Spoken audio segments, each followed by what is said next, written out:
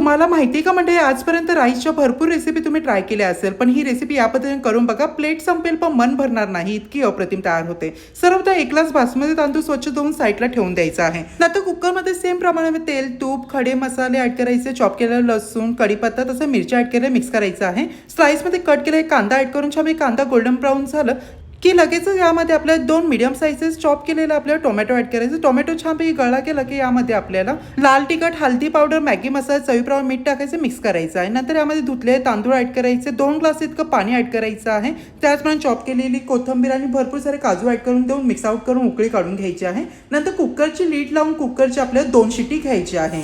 5 मिनिटानंतर कुकरची दुसरी शिट्टी झालेली आहे. हे का म्हणजे कुकर पूर्णपणे थंड करून आपलं मोकळा सुटसुटीत असं टोमॅटो राईस रेडी झालेला आहे. एकदा बनवलं तर बार बार बनवायला ही गॅरंटी आहेच. व्हिडिओ आवडला तर व्हिडिओ लाईक करा, कंजूसी करू नका. आपल्या पेजला प्लीज सबस्क्राईब तसे फॉलो करा. चला मंडळी, पुन्हा भेटूया. हर हर महादेव.